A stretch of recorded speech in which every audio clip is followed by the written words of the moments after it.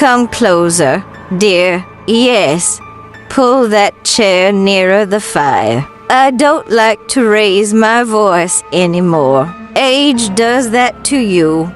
It makes your words quieter, but your memories louder. And some memories, well, they don't fade at all. You see, more than 50 years ago, when I was young and stubborn, and thought fear was just a story told to children, I visited a house, not just any house, a manor, Grimore Manor. It still stands today, somewhere in the northern countryside, not too far from the moors where the fog lies low, and sheep disappear into the white. Old stone walls, tall broken windows, and a silence so thick that you feel it pressing against your chest. Back then, people whispered about it the way old British towns whisper about things they don't want to fully believe. Quietly, over tea, with their eyes lowered, they all vanished there. No trace.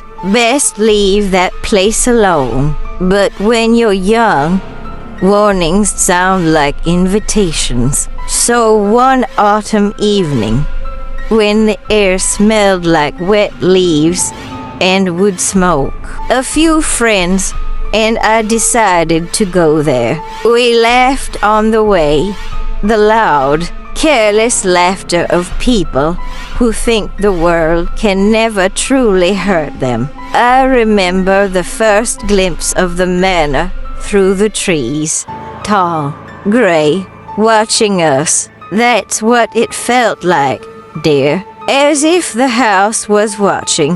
The iron gate was still there then, rusted, half-hanging. We slipped through. The grass was long and wild, whispering against our legs as the wind sighed. The front door was slightly open, not forced, not broken, just waiting. Inside, the air was cold, not just chilly, but emptied of warmth, like the breath had been pulled out of the walls.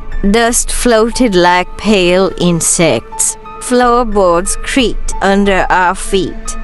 Long wooden sighs from another century. Paintings still hung on the walls. A whole family stared down at us. The former owners, I suppose. The father serious.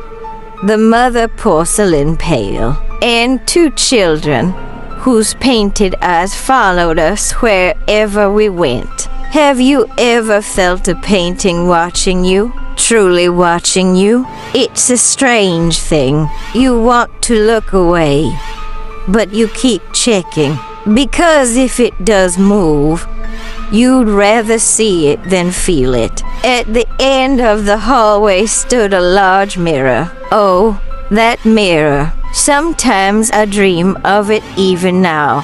Tall as the ceiling, framed in carved wood.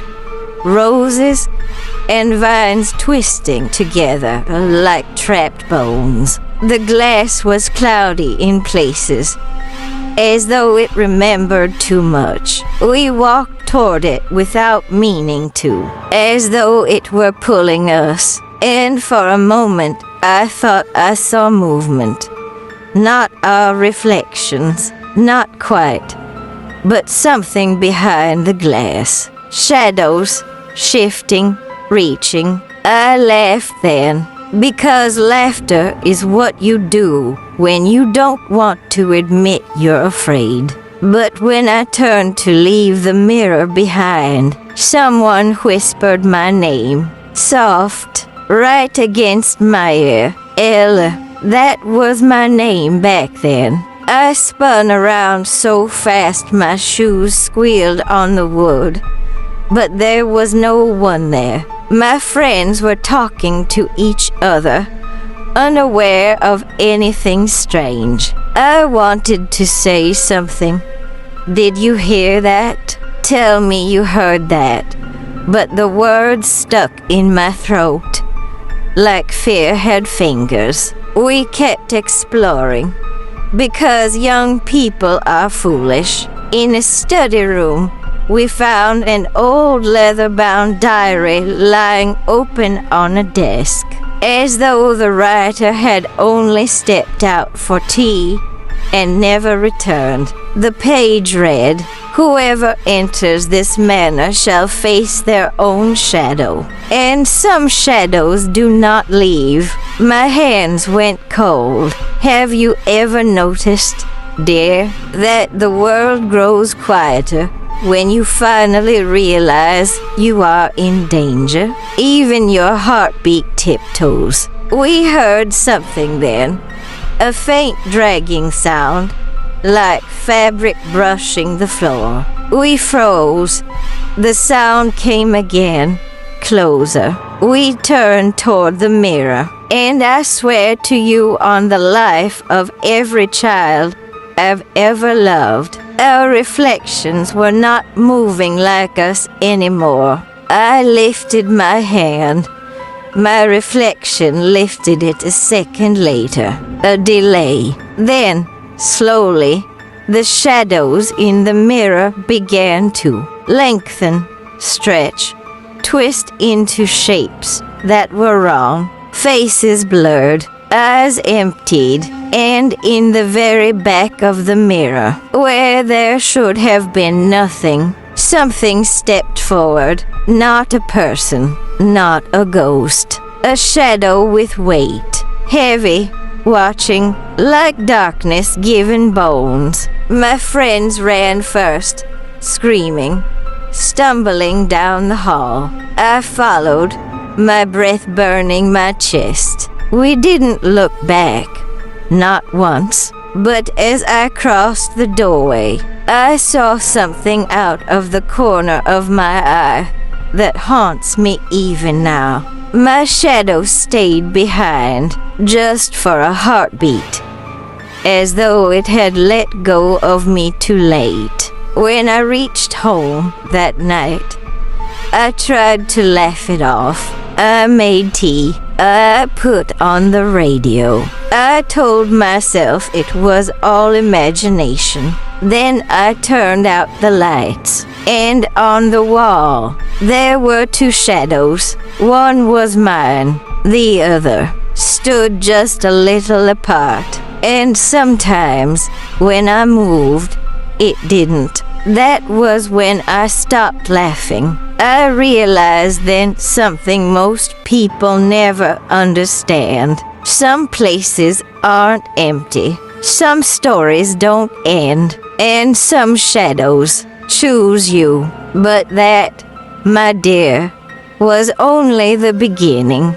Because shadows, once they follow you home, don't like to leave. I'll tell you the rest, but not too fast. Old hearts can only bear so much at once, and yours should be careful too. Are you still listening, dear? Good. Add another log to the fire.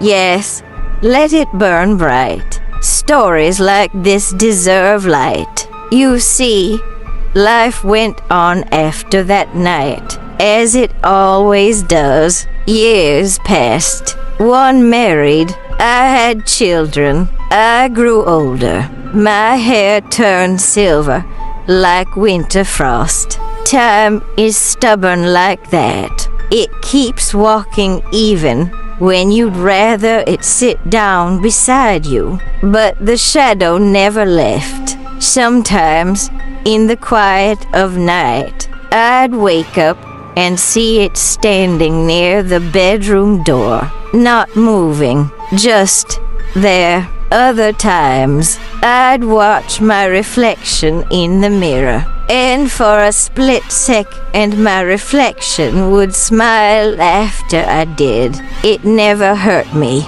It never spoke.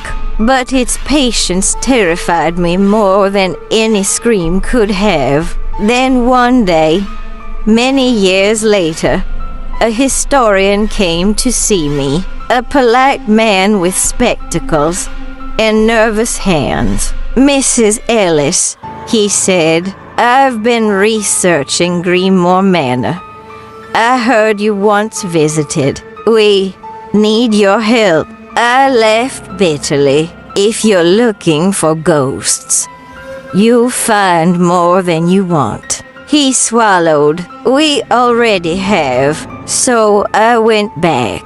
Yes, foolish, I know. But some fears rot deeper if you never face them. The manor was worse now, eaten by weather and silence. Inside, dust lay thick like snow, and there it was, the mirror, waiting. The historian explained what they'd learned. The mirror wasn't just glass. It was a threshold, a place where people confronted the parts of themselves they never wanted to see. And some people, broken, guilty, frightened, had left something of themselves behind, a shadow. We aren't just flesh and bone, dear. We're fear and regret and memory, and every dark piece of us casts a shadow. I felt suddenly very old. I stepped toward the mirror, and for the first time in decades, there was no reflection of me at all.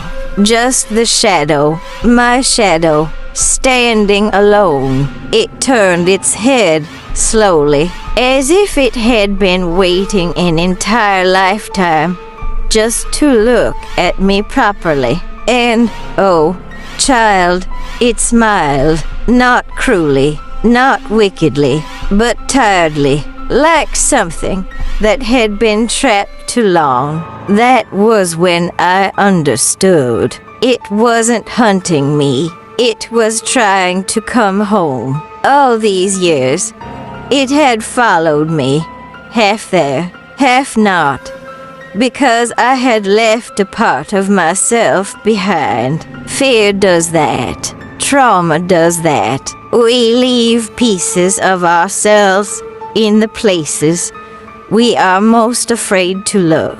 I stepped closer, my heart trembling like a leaf.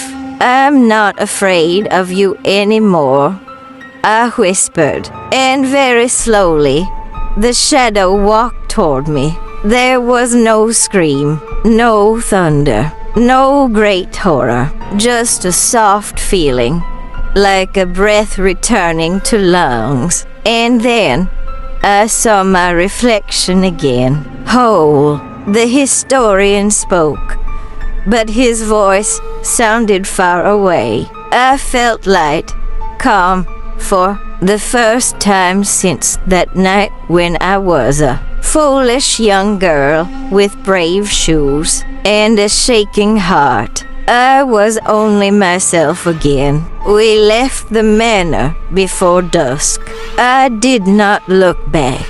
But listen to me carefully now, dear, because this part matters most. Though the shadow rejoined me, the manor is still there. The mirror is still there, and people still go looking for stories. So if you ever find yourself in a lonely northern valley, and someone points to an old stone house and says softly, "That's Grimore Manor," do not go inside out of curiosity.